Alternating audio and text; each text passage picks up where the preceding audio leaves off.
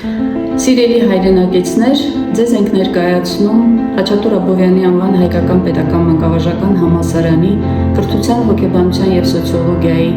երկրորդ կուրսի ուսանողների տեսանյութը։ Էթնիկական հոգեբանության դասընթացի ամփոփման արդյունքում ուսանողները վերլուծեցին տարբեր ազգերի անցած ճանապարհը, մասնավորապես Գերմանիայի և Ճապոնիայի հետպատերազմյան երկրի իրավիճակը և փորձ են արել վերլուծության միջոցով հասկանալ, թե ինչպես կարողացան այս պետությունները վերականգնել իրենց տնտեսությունը, կրթությունը և այսօր հանդես գալ որպես գերտերություն։ Առաջարկվող տեսանյութը խնդրում ենք դիտարկել որպես ուսանողների հետազոտական աշխատանքի արդյունք։ Մեր ուսանողները մտահոգված լինելով մեր երկրի այսօրվա վիճակով, ժողովրդի ընկճված ապատիկ տրամադրությամբ փորձ են արել հասկանալ, թե ինչպես կարելի է առաջ շարժվել։ Եվ սա կարող է նաև հնչել որպես ուղերձ, որ ցանկացած կորուստ, ցանկացած պարտություն կարելի է դիտարկել որպես աճի հնարավորություն։ Ուստի դիտելով տեսանյութերը հնարավոր է, որ մենք կարողանանք գտնել այն ճանապարհը, որով կարող ենք մենք շարժվել հայերս և կերտենք հզոր, անկախ Հայաստանի Հանրապետություն։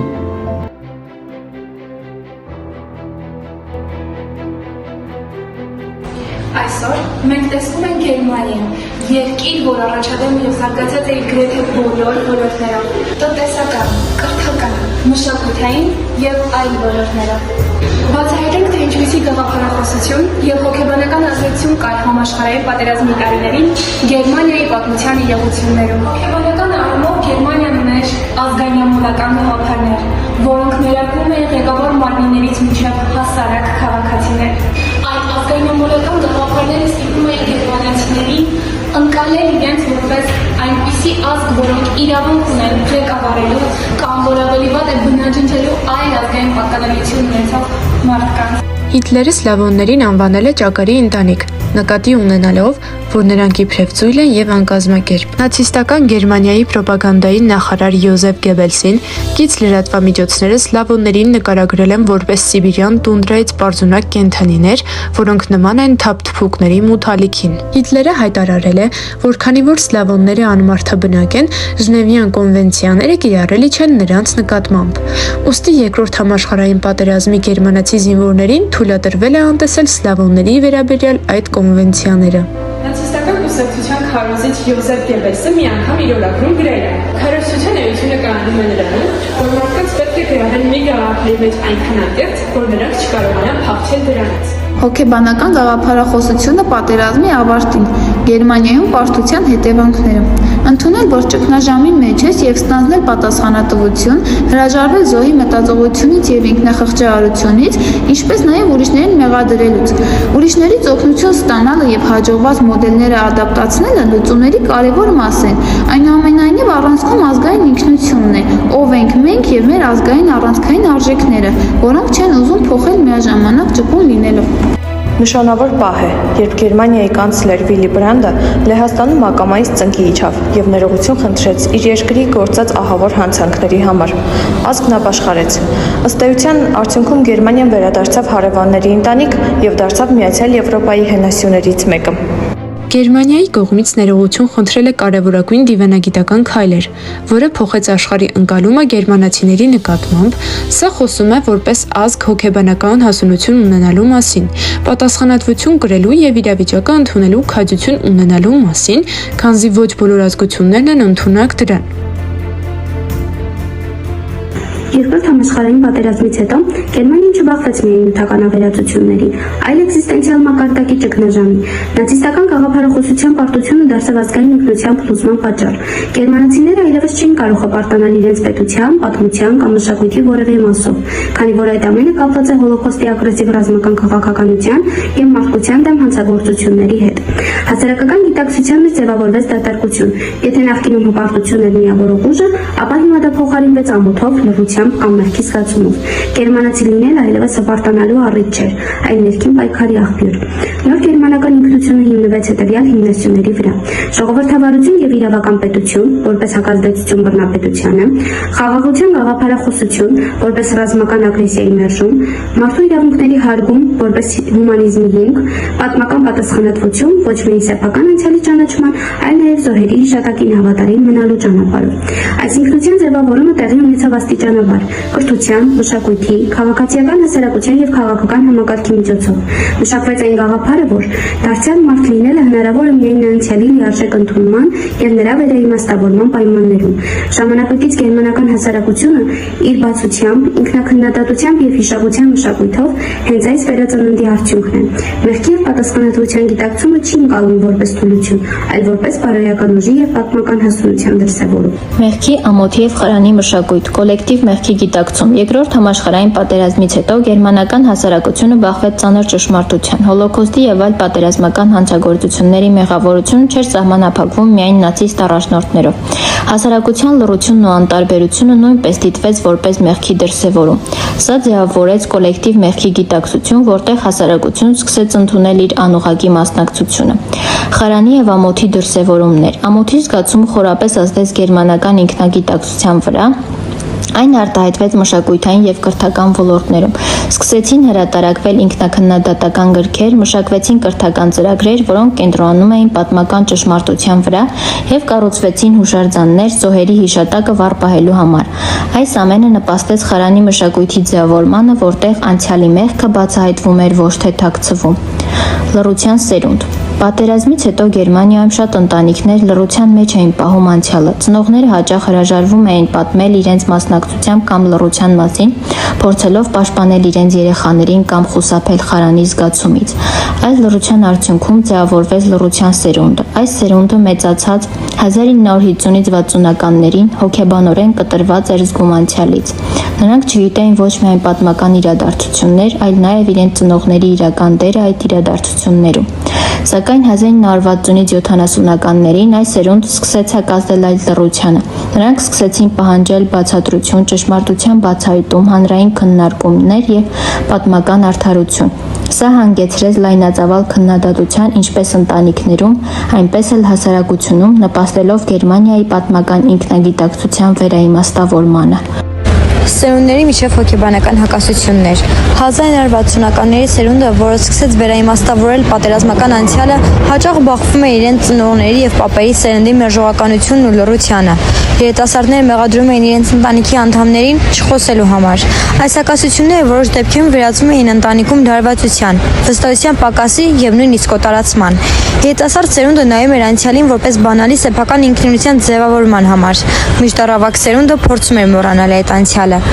1970-ականներից սկսած Գերմանիայում ձևավորվեց հիշողության նոր մշակույթ, որը միտված էր հոլոկոստի եւ նացիստական անցյալի մասին հիշողության պահպանմանը, որպես բարոյական եւ քաղաքացիական պարտք։ Հիշողության մշակույթը արտահայտվեց հետեւյալ ձևերով. կրթական համակարգում ընդգրկվեցին խորացված դասընթացներ հոլոկոստի եւ նացիստական գաղափարախոսության մասին։ Քաղաքացիական նախաձեռնությունները սկսեցին աջակցել զոհերի հիշատակին նվիրված ցուցահանդեսների, հուշարձանների, թանգարանների ստեղծմանը։ Գրականությունն ու արվեստը դարձան հիշողության կարևոր կրողներ, ներկայացնելով անցյալի ցավը, մեղքը եւ պատասխանատվությունը սուբյեկտիվ եւ անձնական հայացքով։ Քաղաքական մակարդակում Գերմանիան պաշտոնապես ընդունեց պատմական մեղքը, ներողություն խնդրելով զոհերից եւ աջակցելով հիշողության միջազգային նախաձեռնություններին։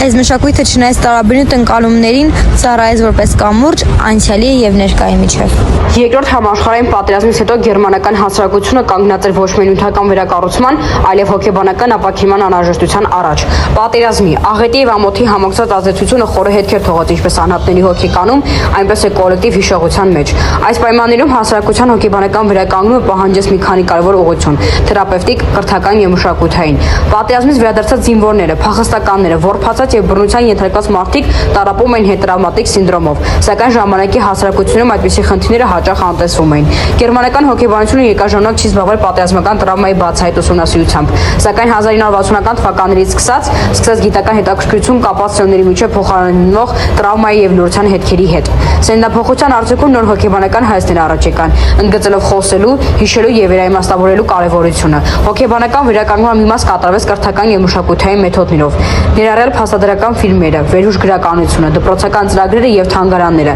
Այս մոտեցումը գործեց որպես կոլեկտիվ թերապիա, հնարավորություն տալով հասարակությանը ճանաչել եւ խոսել իր վերքերի մասին։ Բացի այդ, սկսեցին քաղաքացիական նախաձեռնություններ, որտեղ կազմակերպվում էին սեմինարներ, բաց քննարկումներ, ցուցահանդեսներ, որոնք նպաստում էին հասարակության հոգեբանական առողջացմանը։ Կարևոր տեղ զբաղեցին նաև պաշտոնական ներողությունները եւ խորհրդանշական գործողությունները։ Օրինակ, Արևելյան Գերմանիայի կանցլեր Վիլ Բրանտինը ծնկաչոք ներողություն խնդրեց Վարշավայում։ Տարիների ընթացքում հասարակությունն անցավ այնպիսի ճանապարհ, որտեղ հիշողությունը եւ ճանաչումը այլևս ընկալվում են ոչ թե որպես ցավի բացում, այլ որպես հստակ քայլ դեպի բարոյական հասունություն եւ ապագա կառուցում։ Մշակվեց մոտեցում, որի համաձայն տրավմայի մասին խոսելը սուտ չէ, այլ ճշմարտություն եւ արդարության հաստատման միջոց։ Հիշողության սիմվոլները հանդես են գալիս մի քանի մակարդակով։ Խորհրդանշում են զոհերի հիշատակը, ապահովելով, որ անցյալը չմոռացվի։ Ցուցադրում են պատասխանատվության գիտակցում, նշելով, որ հասարակությունը չի խուսափում անցյալի քննադատություններից։ Ստեղծում են հասարակական զղջումի հարթակ, հնարավորություն տալով այցելուներին, գերմանացիներին եւ օտարերկրացիներին զգալ տեղի ունեցածի բարոյական ծանրությունը։ Հոգեբանական առումով ծառայում են որպես սգո եւ ներման վայր, ուր մարդիկ կարող են հարգանքի տուրք մատուցել եւ փորձել վերամշակել կոլեկտիվ մեղքի զգացումը։ 1945 թվական Գերմանիան պարտված է։ Քաղաքները փլատակ են։ Ժողովուրդը խորը հոգեբանական ճգնաժամի մեջ։ Պատերազմի ավերվածությունները ոչ միայն ֆիզիկական էին, այլ կոտրեցին ազգի ինքնավստահությունը, բայց ինչպես գերմանացիները կարողացան պահպանել ազգային միասնությունը նման պայմաններում։ Պատերազմից հետո Գերմանիան բաժանվեց 4 օկուպացիոն գոտիների՝ բրիտանական, ամերիկյան, խորհրդային եւ ֆրանսիական։ Բերլինի պատը դարձավ այդ բաժանման խորհրդանիշը ոչ միայն ֆիզիկապես, այլև հոգեբանորեն։ Գերմանացիները բախվեցին կոլեկտիվ մեղքի զգացումին, ընդունելով նացիզմի հանցագործությունների պատասխանատվությունը։ Էթնոհոգեբանության տեսանկյունից սա ինքնության ճգնաժամ էր։ Ըստ Կարլ Յունգի, կոլեկտիվ անգիտակցականը պարունակում է ազգի ընդհանուր հիշողություններն ու արժեքները։ Գերմանացիները չնայած ճգնաժամին պահպանեցին միասնությունը ընտանեկան կապերի, լեզվի եւ մշակույթի միջոցով։ Օրինակ գերմանական ավանդական երաժշտությունն ու գրականությունը դարձան ինքնության խարիխ։ 1950-ականներին Արևմտյան Գերմանիայում սկսվեց տնտեսական հրաշքը։ Գործարանները վերակառուցվեցին, աշխատատեղեր ստեղծվեցին։ Գերմանական կարգապահությունն ու աշխատասիրությունը վերականգնեցին ազգային հպարտությունը։ Նույնիսկ Արևելյան Գերմանիայում, չնայած սոցիալիստական վարչակարգին, մարդիկ պահպանում էին իրենց մշակույթը, օրինակ տոնելով ավանդական տոներ։ 1989-ին Բերլինի պատի անկումը խորհրդանշեց գերմանացիների ազգային միասնության հաղթանակը։ Տասնամյակների բաժանումից հետո մարդիկ փողոցներում գրկախառնվում էին, վերագտնելով իրենց ընդհանուր ինքնությունը։ Սա ցույց տվեց, որ մշակութային արմատները ավելի ուժեղ են, քան քաղաքական սահմանները։ Ըստ Էրիկ Էրիքսոնի, ինքնության ճգնաժամը կարող է հանգեցնել ավելի ամուր ինքնագիտակցության։ Գերմանիան ոչ միայն հաղթահարեց պարտությունն ու բաժանումը, այլև դարձավ ժամանակակից Եվրոպայի առաջատար ուժերից մեկը, շնորհիվ իր միասնության եւ պատմությունից սովորելու կարողության։ Գերմանիայի պատմությունը ցույց է տալիս, որ նույնիսկ խորը ճգնաժամից հետո հնարավոր է վերականգնել ազգային միասնությունը, հենվելով մշակույթի եւ համայնքի վրա։ Այսօրվա Գերմանիան օրինակ է, թե ինչպես կարելի է ընդունել անցյալը, սովորել դրանից եւ կառուցել ավելի ուժեղ ապագա։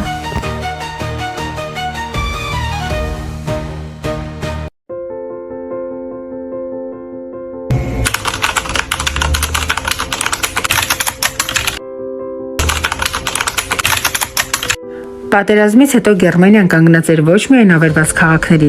այլև խեղված արժեքների վրա։ Սկսվեց խորքային մաքրում, ինչպես ֆիզիկապես, այնպես էլ հոգեբանորեն։ Նացիստական գաղափարախոսությունը պետք է արմատախիլ արվեր։ Ամեն գերմանացի լրացնում էր հարցաթերթիկ, գնահատելու իր մասնակցությունը անցյալին։ Շատերը կորցնում էին աշխատանքը, Դատավորներ, ուսուցիչներ, պաշտոնյաներ Նյուրնբերգի դատավորություններում նախկին առաջնորդները կանգնում էին արդարության առաջ։ Հասարակությունը ապրում էր ծանր ինքնադիտարկման փուլ։ Միևնույն ժամանակ մեծ մոնոպոլիաներ, ինչպիսին են Ֆարբեն ու Կրուպը, լուծարվում էին։ Շուկան բացվում էր փոքր ձեռնարկությունների առաջ։ Արդյունաբերությունը այլևս չէր պատկանում մի քանի ուժեղների։ Այս գործընթացը ոչ միայն մաքրեց տնտեսությունը, այլև մարդկանց մեղքի, ամոթի եւ վերածնվելու ցանկության ճանապարհով։ Գերմանիան սկսեց նոր կյանք, ազատություն, պատասխանատվություն եւ մարդկային արժեքներ դարձնելու նոր հիմք։ Պատերազմից հետո Արևմտյան Գերմանիայում ձևավորվեց կառավարվող շուկայական տնտեսություն, համադրելով ազատ շուկան սոցիալական պաշտպանության։ Էրհարդը հավատում էր, որ շուկան պետք է լինի ազատ, բայց արդար ու մարդկային։ 1948 թվականին վերածվեց սև շուկան, խանութները լցվեցին ապրանքներով, փոխվեց արժույթը բերելով վստահություն, հույս ու նախաձեռնողականություն։ Պետությունը երաշխավորում էր նվազագույն աշխատավարձ, առողջապահություն, կենսաթոշակներ, սա մարդկանց ներսում ձևավորում էր պաշտպանվածություն ու արժանապատվության զգացում։ Աշխատողները ներգրաված էին որոշումների կայացման մեջ, բարձրացնելով ինքնագնահատականն ու պատկանելիության զգացումը։ Արդյունքում Գերմանիան ունեցավ տնտեսական մեծ աճ, բայց առավել կարևոր էր հոգեբանական վերականգնումը, վստահություն, հպարտություն ու հավատ ապագայի նկատմամբ։ 1948 թվականի արժույթի բարեփոխումը Արևմտյան Գերմանիայում եղել է այն վճռական շրջադարձային պահը, երբ քայքայված տնտեսությունը դուրս եկավ անկայունությունից եւ գնաց դեպի վերածնունդ։ Արժույթի բարեփոխումը Գերմանիայի մեծ հոգեբանական նշանակություն ունեցավ, դառնալով ոչ միայն տնտեսական, այլ նաև վստահության, կարգի եւ վերակառուցման խորհրդանիշ։ Երկրորդ համաշխարհային պատերազմից հետո բնակչությունն ապրում էր խորը ճգնաժամ, եւ նոր արժույթը կտրուկ փոխեց մարդկանց վերաբերմունքը։ Նրանք սկսեցին հավատալ, որ իրենց ճակատագիրը կարող են վերահսկել, իսկ նոր մարկը դարձավ այդ վստահության կրողը։ Հոգեբանական փոփոխությունը տնտեսական վերածննդի հիմնական շարժիչ ուժը դարձավ։ Իսկ ինչ էր Մարշալի պլանը։ Այն նախաձեռնվել է ԱՄՆ-ի պետքարտուղար Ջորջ Մարշալի կողմից 1947 թվականին այն հայտարարությամբ, որ Եվրոպան պետք է ստանա ֆինանսական աջակցություն, այլ ոչ թե միայն կարեկցանք։ Ընդհանուր առմամբ շուրջ 13 միլիարդ դոլար արժողությամբ օգնություն տրամադրվեց Եվրոպայի 16 երկրներին։ Պատերազմից քայքայված Գերմանիան ստացավ ոչ միայն գումար, այլև վստահություն։ Մարշալի պլանը օգնեց վերակառուցել գործարանները, հողերը, դպրոցներն ու վստահությունը ինքն իր հանդեպ։ Գերմանացի գյուղատնտեսը, որ ամերիկյան տրակտորով սկսեց հող վարել, առաջին անգամ զգաց, երբեմն հին թշնամին կարող է դառնալ նոր հույս։ Սա պարզապես օգնություն չէր, սա հոգեբանական վերածնունդ էր՝ վստահել, ստեղծել, առաջ շարժվել։ Պատերազմից հետո Գերմանիան ապրում էր խորը հոգեբանական ճգնաժամ, կորստի, վշտի եւ ապագայի հանդեպ վախի պայմաններում։ Աշխատանքային բարեփոխումները, արմիությունների իրավունք, սոցիալական պաշտպանությունն ու համատեղ կառավարումը նպաստեցին արժանապատվության վերականգնմանը եւ համակարգի նկատմամբ վստահության աճին։ Միաժամանակ միգրանտ աշխատողները, իտալացիները, հույները, թուրքերը բերեցին նոր հարմարվողական խնդիրներ։ Օտարության զգացումը փոխարինվեց երկակի ինքնությամբ։ Յոսուֆի նմանները հաղթահարելով վախերն ու մշակութային շոկը դարձան Գերմանիայի վերածննդի լուրջ արտարապետները։ Գերմանիայի վերածումը գերուժի, որպես պարտված երկիր հնարավոր դարձավ մի շարք գործոնների շնորհիվ, որոնց թվում կրթական գործոնները կարևորագույն տեղ են զբաղեցնում։ Երկրորդ համաշխարհային պատերազմից հետո դաշնակիցները իրականացրին Գերմանիայի կրթական համակարգի արմատական վերափոխում, նպատակ ունենալով ազատել այն նացիստական գաղափարախոսությունից։ Այս գործընթացը ներառում էր ուսումնական ծրագրերի վերանայում, ժողովրդավարական արժեքների ներդրում, ուսուցիչների վերապատրաստում։ Այս փոփոխությունները նպաստեցին կրթական համակարգի ժողովրդավարացմանը և նոր սերնդի ձևավորմանը հիմնված ազատ մտածողության վրա։ Պատերազմից հետո Գերմանիան մեծ ուշադրություն դարձրեց բարձրագույն կրթության և գիտության զարգացմանը, ներառյալ համալսարանների վերակառուցում և նոր տեխնոլոգիաների ներդրում, գիտական հետազոտությունների ֆինանսավորում, միջազգային համագործակցություն, գիտական փորձի փոխանակում։ Այս քայլերը նպաստեցին Գերմանիայի վերածնմանը որպես գիտական և տեխնոլոգիական առաջատար երկիր։ Գերմանիայի կրթական համակարգը հիմնված է Պրուսիայի կրթական մոդելի վրա, որը ներառում է պետական վերահսկողություն և կարգապահություն, բարձր որակի ուսուցիչների պատրաստում, կրթության և պետական ծառայության միջև կապ։ Այս մոդելը նպաստել է կրթական համակարգի կայունությանը և արդյունավետությանը։ Գերմանական կրթական վերակառուցման կոմիտեն կարևոր դեր է խաղացել կրթական համակարգի վերակառուցման գործում, մշակելով նոր կրթական ծրագրեր և մեթոդներ, ուսուցիչների վերապատրաստման ծրագրեր, հասարակական կրթության զարգացում։ Այս նախաձեռնությունները նպաստել են կրթական համակարգի արդիականացմանը եւ ժողովրդականացմանը։ Գերմանիայի վերածումը գերուժի որպես պարտված երկիր հնարավոր դարձավ կրթական համակարգի արմատական վերափոխման, դուալ կրթության ներդրման, գիտության խթանման եւ պրուսական կրթական մոդելի կիրառման շնորհիվ։ Այս գործոնները միասին ապահովեցին կրթական նորանոր եւ պատասխանատու հասարակության ձևավորումը, որը հիմք դարձավ Գերմանիայի տնտեսական եւ քաղաքական վերելքի համար։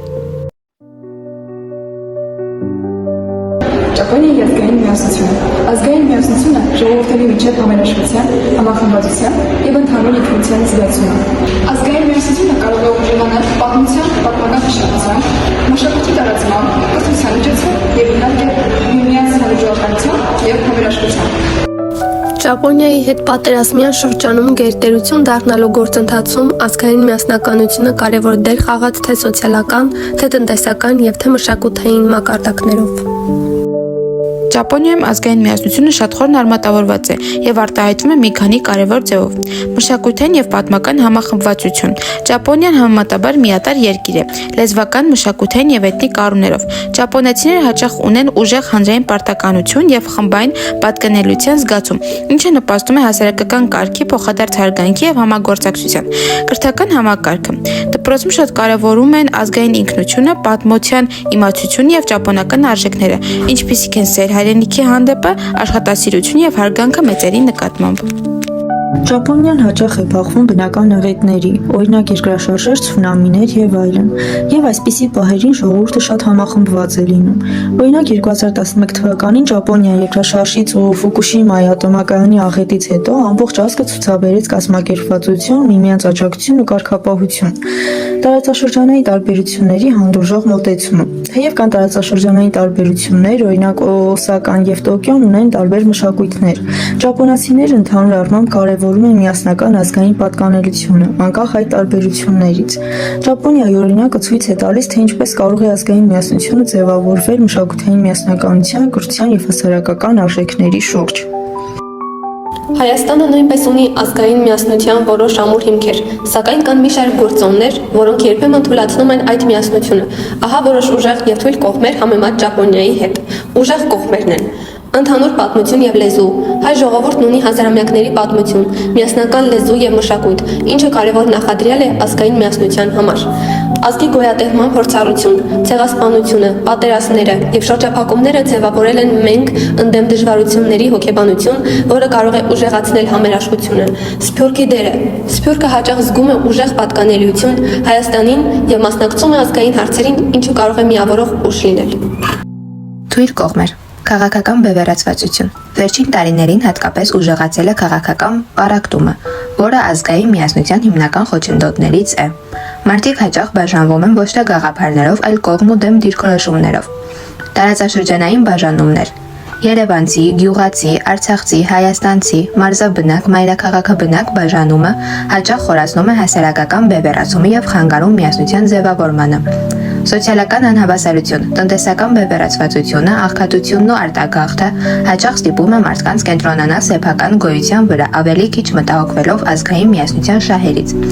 Այսպիսով Հայաստանի դեպքում ազգային միասնությունն ավելի հաճախ դրսևորվում է ճգնաժամային իրավիճակներում, օրինակ պատերազմների ժամանակ, բայց խաղաղ պայմաններում այն հաճախ թուլանում է ներքին պարակտման պատճառով։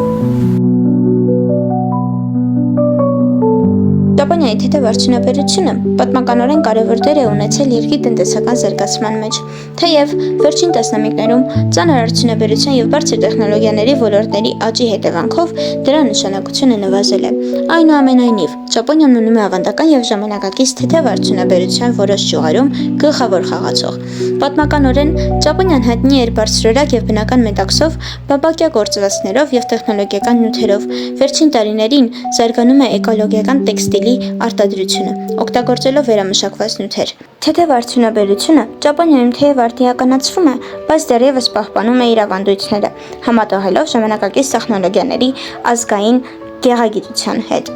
Վերջին տարիներին Ճապոնիայի քիմիական արդյունաբերությունը համարվում է աշխարհում խոշորագույն 4-րդ երկիրը Չինաստանից, ԱՄՆ-ից եւ Գերմանիայից հետո, որը ապահովում է աշխատատեղեր 950,000 ճապոնացու համար։ Ճապոնիան այսօր արևային պանելների տեղադրմամբ առաջադերներից է աշխարհում։ Շատ մասնավոր տներ ունեն սեփական արևային կայաններ։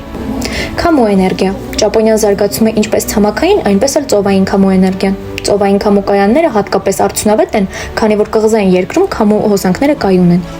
Ճապոնիան հայտնի է իր շինկանսեներով, արագընթաց գնացքներ, որոնք միացնում են Տոկիոն, Օսական, Նագոյան եւ այլ խոշոր քաղաքներ։ Առաջինը գործարկվել է 1964 թվականին, իսկ այսօր դրանց արագությունը հասնում է 320 կմ/ժ։ Տոկիոյի մետրոպոլիտենը աշխարհի ամենամեծերից է, ավելի քան 290 կայարաններով։ Ճապոնիան էներգետիկ առումով բարդ իրավիճակում է։ Չունենալով բավարար բնական ռեսուրսներ, նրա էներգետիկ քաղաքականությունը տարիների ընթացքում ենթարկվել է մեծ փոփոխությունների։ Ճապոնիան ունի սեփական նավթ, գազ, ածուխից գալի պաշարներ։ Այդ պատճառով երկրում էներգիայի արտադրությունը հիմնականում կախված է ներմուծումից։ Մինչև 2011 թվականը միջուկային էներգիան ապահովում էր Ճապոնիայի էլեկտրաէներգիայի մոտ 30%-ը։ Ֆուկուշիմայի ատոմակայանի աղետը տեղի ունեցավ երկրաշարժի եւ ցունամիի հետևանքով, ինչը հանգեցրեց ռեակտորների վթարին։ Դրանից հետո գրեթե բոլոր միջուկային կայանները ժամանակավորապես դադարեցրին աշխատանքը անվտանգության ստուգումների պատճառով։ Արդյունքում Ճապոնիան սկսեց զանգվածաբար ներմուծել բնական գազ եւ ածուխ էներգիայի պակասը լրացնելու համար, ինչը բերեց էլեկտրաէներգիայի սակագների աճի։ Ճապոնիայի կրթական գործընթացին անդրադառնալիս մասնագետները հանգել են այն տեսակետին, որ կրթությունը իրապես նշանակալի դեր ունի պետության կայացման եւ զարգացման գործում։ Ուսումնասիրությունները ցույց են տվել, որ այն մասնագետները, որոնք ունեն բարձրագույն կրթություն, հակված են ավելի հեշտ յուրացնել եւ ընդունալ գիտատեխնիկական առաջընթացին։ Մասնավորապես ճապոնացի տնտեսագետները իրենց կարծիքում հակված են այն մտքին, որ տնտեսական հաջողությունների պատճառը աստծո կողմից տրված տաղանդները կամ այլոց գաղափարները ընկալելու բնականon ընդունակությունը չէ։ Այդ պատճառը մարդկային ռեսուրսների հանդեպ ունեցած վերաբերմունք։ Կան զարգացվածության վրա իր նշանակալի ազդեցությունը ունի ոչ միայն մարդկային ռեսուրսները, այլև շատ կարևոր է աշխարհագրական դիրքով պայմանավորվածությունը, այսինքն Ճապոնիան լինելով կղզի պետություն ունեցել է մեկուսացում արտաքին աշխարհից, ինչի արդյունքում եղել է կենտրոնացում սեփական երկրի ռեսուրսների վրա, որին էլ հաջորդել է մասնագիտացումը, ապա առանձնահատուկ կրթական համակարգի ձեռքբերումը։ Մեկուսացվածությունը ոչ միայն իր ազդեցությունն է ունեցել բուն կրթական գործունեության վրա, այլև ազգային բարոյական արժեքների, պետական չափանիշների, պետականության ձևավորման վրա։ Համընդհանուր զարգացման պայմաններում նորարարական տեխնոլոգիաների զարգացմանը զուգընթաց առաջ եկավ բարձր որակավորում ունեցող մասնագետների պահանջ։ Ելնելով երկրի համար կարևոր պահանջի բավարարման շահից, Ճապոնիան սկսեց շահավետ հնարավորություններ ստեղծել բնակչության համար։ Ճապոնիան մշակեց կրթական սկզբունքներ, որոնք պետք է հիմք հանդիսանային հզոր տնտեսություն ունենալու գործում։ Սկզբունքների թվում են հետևյալները. հակառակ շատ երկրների, որտեղ նախադպրոցական կրթությունը պարտադիր մաս է կազմում տարիքային կրթական փուլերում, Ճապոնիայում, որպես այդպիսի, նախադպրոցական կրթությունը պարտադիր պայման չէ։ Սակայն այնուամենայնիվ նախակրթարաններ գործում են եւ այստեղ նշանակալի է այն, որ խմբային բաժանման համար հիմք է հանդիսանում ոչ թե տարիքը, այլ անհատի աշխատելու, խաղալու եւ հաղորդակցվելու հմտությունները։ Դպրոցական կրթության կրտսեր դպրոցական շրջափուլի համար, որպես կանոն ակադեմիական գիտելիքներն առաջնային չեն համարվում, փոխարենն առաջնային է համարվում դաստիարակության գործոնը։ Անհատների մեջ դաստիարակումը մասնավորապես հարգանքը, մեծահոգությունը, ապրումակցումը, ճշմարտության ձգտումը, հոգատար վերաբերմունքը։ Անհատների մեջ դեռ վաղ շրջանից ձևավորվում է կամքը, պայքարելու ձգտումը, մեծ ուշադրություն է դարձվում ֆիզիկական, հոգևոր առողջությանը։ Այս հանգամանքից ելնելով տարրական եւ միջին դասարաններում կա բժշկական ցուցում ունեցող հատուկ սերնդակարգ, բացի այդ մեծ կենտրոնացում է դրվում նաև թիմային աշխատանքի, թիմային գաղափարի ձևավորման վրա։ Սական սկզբունքների եւ առանձնահատկությունների կարևոր մաս է կազմում անհատականության ճնշումը եւ միասնության գաղափարի առաջ քաշումը։ Դա սկսվում է համընդհանուր մաքրասիրության, կարգապահության, աշխատասիրության, միանման համազգեստների կրումից։ Միտում ունենալով միանման վերաբերմունք, մտածելակերպ, հայացք ձևավորելուն։ Նրանք կարծում են, որ դա կարևոր հանգամանք է միասնության ձևավորման գործում, իսկ միասնությունը իր հերթին երաշխիք է ավելի մեծ հաջողությունների։ Կրթության կարևոր սկզբունք է կարգապահությունը։ Կարգապահությունը սկսվում է նշված ժամանակին ներկայանալուց, ուսուցչի խոսքը հարգելուց։ Կրտսեր դպրոցական շրջափուլում չկան հիմնական քննական շրջափուլեր, ինչը միտված է ավելորդ ստրեսի չենթարկելուն եւ հանգիստ ընթացք ունեցող կրթական գործընթաց ապահովելուն։ Չնայած այն հանգամանքին, որ կրտսեր տարիքում կան զիջումներ քննական ընթացքի հետ կապված, ավելի հասուն տարիքում այն ունենում է հակառակ ընթացքը, քանի որ մեծականակ դիմորդների ընդունելության պայմաններում բարձրացնում է մրցակցային մակարդակը։ Սա նշանակալի է այն առումով, որ պայմանավորում է կյանքի որակը։ Այսպիսով, ունենալով համեմատաբար նոր կրթական համակարգ, Ճապոնիան կարողանում է լինել առաջատարների թվում, քանի որ կրթության հիմքում ընկած է անհատի պոտենցիալը, դրա բացահայտումը, զարգացումը, ինչն էլ հնարավորություն է տալիս կրթվելու եւ հետագայում աշխատելու լարվածության առավելագույն ցածր մակարդակում։ Այսօր մենք կանադառնանք Ճապոնիայի մշակութային գործոններին, դիտարկելով, թե ինչպես է երկրորդ համաշխարհային պատերազմից հետո երկրի պատմությունը, հասարակությունը, արվեստն ու արժեքները վերափոխվել։ Երկրորդ համաշխարհային պատերազմից հետո Ճապոնիան ամբողջությամբ ավերվեց։ Օկուպացիան տևեց մինչև 1952 թվականը։ Պատերազմը ստիպեց Ճապոնիային վերաիմաստավորել իր ավանդական արժեքները, անցում կատարելով հիերարխիկ հասարակությունից դեպի ժողովրդավարություն։ Առանձնահատուկ ուշադրություն դարձվեց կրթության վրա, նպատակ ունենալով դաստիարակել խաղաղասեր եւ միջազգային համագործակցությանը հավատացող սերունդ։ Կնոջները նույնպես փոխվեց։ Նրանց տրվեց ընտրելու իրավունք եւ ավելի մեծ մասնակցություն քաղաքական եւ տնտեսական կյանքում։ Ճապոնական աշխատանքային մշակույթը խստապահանջություն, ճշտապահություն եւ կատարելության ձգտում դարձավ տնտեսական հաջողության բանալին։ Ներդրվեցին սկզբունքներ, ինչպիսիք են կայզենը, շարունակական կատարելագործում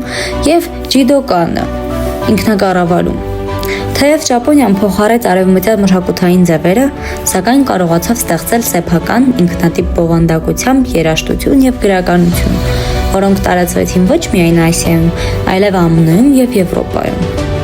Ճապոնիայի պատմական մեկուսացումը հանգեցրեց միատարր ազգի եւ մշակույթի ձևավորմանը, սակայն դա նաեւ նպաստեց յուրօրինակ պահպանողականության, որտեղ հին ու նոր արժեքները գոյակցում են։ Օրինակ կայսրը դեռ դիտվում է որպես ազգի խորհրդանիշ։ Պատերազմից հետո ճապոնական արվեստը նույնպես վերափոխվեց։ Արվեստագետները սկսեցին հրաժարվել ավանդական ոճերից եւ փորձել նոր տեխնիկա։ Օրինակ Յայոյ Կուսաման իր աշխատանքներում օգտագործում էր անվերջ կրկնվող կետեր պատկերելու անսահմանությունը։ Տակաշի Մուրակամին պնդում է, որ Ճապոնիան դարձավ առաջին հետապոկալիպտիկ հասարակությունը, ատոմային պայթյունների հետևանքով առաջացած տրավմայի պատճառով։ Այդ հոգեբանական վերքերը արտահայտվեցին մանգայի, անիմեի, փոփ մշակույթի ձևերով, որոնք դարձան համաշխարհային մշակութային շարժման հիմք։ Այսպիսով Ճապոնիայի մշակույթը յուրահատուկ կերպով միավորել է ավանդականը եւ ժամանակակիցը, ստեղծելով ինքնատիպ, ճանաչելի եւ գլոբալ ազդեցություն ունեցող մշակութային երևույթներ։ Այս ամենը ցույց է տալիս, որ Ճապոնիայի մշակույթը ձևավորվել է միաժամանակ պատմական ցավոտ փորձառությամբ, առաջադեմ տեխնոլոգիական մտածողությամբ եւ խոր պահպանողական արմատներով։ Ճապոնիան կարողացել է դառնալ մշակութային ազդեցության համաշխարհային կենտրոն, առանց կորցնելու իր ինքնությունն ու հոգեվոր հիմքերը։